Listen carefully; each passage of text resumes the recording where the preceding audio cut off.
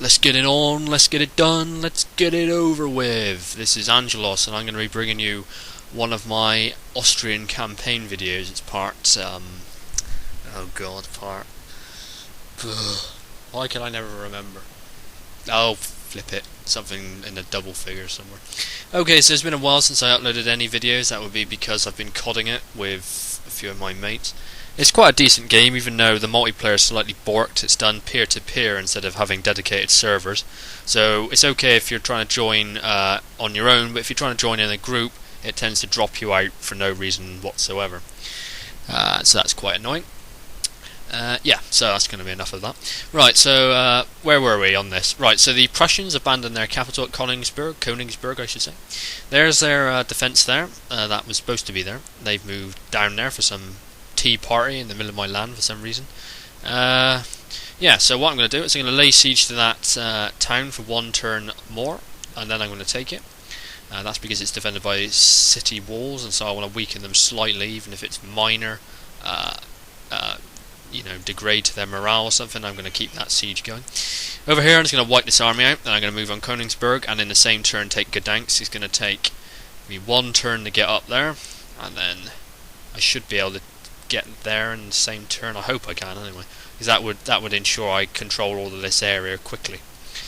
That would then leave me free to strike eastwards into Courland and Lithuania, and then pushing into the Polish capital there, knocking them out. So I'm just going to check my objective to see how many more territories I need to take. 12. I need to take 12 more territories, and I need to take those two territories that are in red, so that's fairly simple. 12 territories. Okay, so let's have a look. 1, 2, 3, 4, 5, 6. So that's 6 territories there, so I need to take another 6. I suppose Russia, eastwards, I suppose I could do that. Oh well, let's see what happens. Right, so what I'm going to do is I'm going to show you the results screen after I've knocked this little thing army here. Defensive, I don't know what it is. I don't know why it's there, so I don't know what to call it. Okay, here we are then. I lost 227 men and killed 1,119, which should totally annihilate their army. They got 113 men left, but that's nothing to worry about really. Yeah, I didn't take that many losses, to be honest. 200 men is not that bad. I mean, you're doing a line versus line exchange with Prussian line. You've got to be expecting some losses. Okay, so there we go. I've destroyed their little tea party army, and there it's all running away. Speed that up. Okay, there we go then. So, send that army off. Okay, that's not exactly a straight route there. But yes, I'm taking it off to Königsberg. And that should be that for this turn. Okay, so it's a turn after. And an interesting thing has happened actually. The Russian army, which was over here on the right side of my lands, went right away across, and I thought, nah, it's not going to attack. It can't attack, I'm already laying siege. But it did. It laid siege to Galacia and Podolia, actually somehow got past my assaulting army, which was laying siege, and still is. Did not ask for my assistance, attacked the walls, got completely owned, and ran away into the woods down here. You can see how its flag is shredded, and how its army is depleted. Men 22. Very bizarre. I didn't realise that could happen. It's obviously a glitch, because let's say if the Austrians were really just besieging a town, the Russians couldn't just come along and go, yes, we'll be taking over from here from now on. Lay siege. We will now lay siege. Completely separate to the Austrian siege, even though they're not allied. Attack the walls, and the Austrians don't do anything. Because I wasn't even given an option to help or not help or anything. So very bizarre. Anyway, it's probably helped me, because I imagine they've killed a few of the defenders. So I'm going to go ahead and attack this settlement now. Okay, so this will probably be the first siege assault I've done. I'll explain how you should go about it. If you have howitzers in your army, you can actually get the enemy to come out of the fort and attack you, which is lovely, because outside of the fort they don't have that ridiculous amount of morale that they do inside the fort. But I don't have any howitzers at the moment, because I haven't researched the right technology. But if you do, and if you just target this central area here, the AI is programmed so that if anything attacks in this area here, it has to defend it.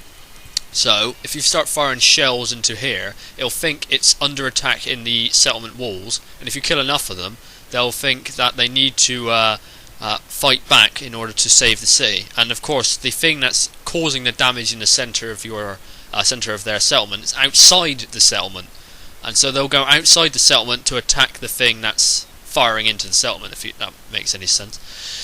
So yeah, if you start firing into the settlement with howitzers or mortars, you can almost guarantee that the AI army will come charging out of the gates in a mad rush. If you've got rifles, it'd be brilliant, shooting gallery. If you've got cannons with canister shot or shrapnel shot, brilliant.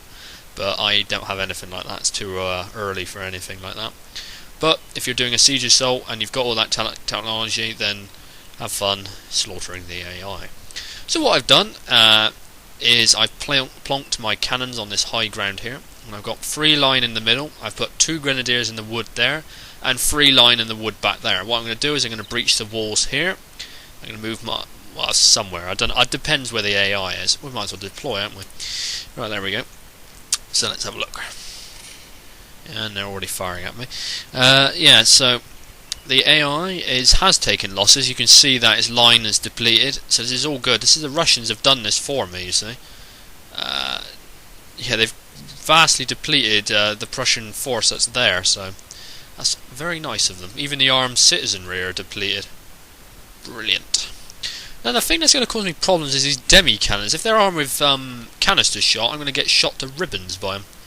Right, so first things first, let's get bashing this wall down.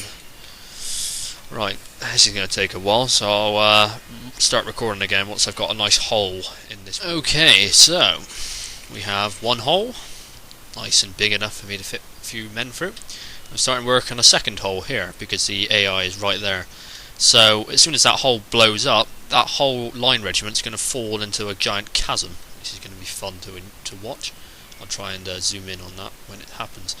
Okay, so the AI did actually come out the fort, sent an Ulan unit to attack my grenadiers over here. I lost 5 and I killed all the Ulans because I saw them coming, so I was prepared. I'm just setting my men up. Here we go. There we go. Whee! Yeah, that's killed virtually all of them, that has. They've all fallen into the big pit down there. Their bodies vanish as well. And the wall also vaporizes as well, so realistic stuff, as you can imagine. So yeah, so that Farlarcon citizenry can't get down now. That line regiment there is trapped. So yeah, oh no, that Ulan's coming back. They don't know when to give up, do they? Hopefully he'll run in front of my line, which are hidden in the wood. Let's see what happens.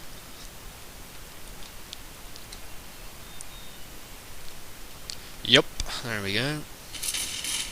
That tree is obscuring it all.